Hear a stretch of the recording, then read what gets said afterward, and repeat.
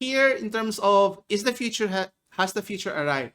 Now there are many things that we have been seeing in movies in years and decades past that is has it arrived yet? And I think one of the technologies that I'm going to show you next year is kind of interesting that you think that it would be decades away still, but some of the technologies are already here, and it would be interesting to see how it can be implemented in other industries for other products as well. So, or was it here?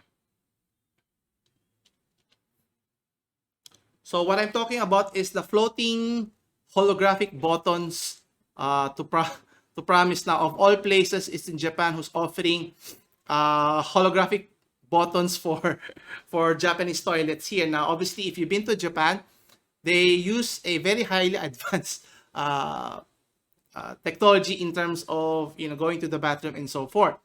But obviously, with the pandemic that's happening, you want to avoid any contact with any devices or surfaces here. And introducing this holographic button provides some solution here. And what's interesting here is, it's elevating in a sense, right? So how they do this is, let's see here. So you can see the screen here, it's like elevating. So you just have to press it. And how are they able to do it? It's very interesting.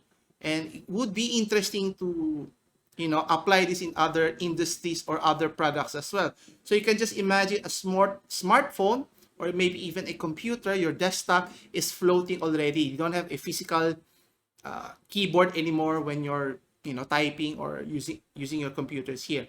So the technology behind it works like this. So you can see here, as an observer, you can see the device. You see the floating image, which is used by a parity mirror, which is reflected from the real object light source, so that it gives us the illusion of a floating touchscreen in a sense here. And obviously, when it comes to innovation, if this can be implemented with other products, you can just imagine for all our devices, whether it's in our elevators, touching buttons, or paying for cash that's in your ATMs, or as I mentioned earlier, with your keyboard, it's keyboardless. So there's a lot of interesting applications, especially for vehicles as well. So you can just imagine the potentiality here, and I'd be interested to see where this technology will lead us, and hopefully to ensure the safe, the limitation of the what do you call this, the spread of the virus here. But with the technology, innovation is always key here for any companies to move to the next century and beyond. And I'm always excited with new and better technologies here.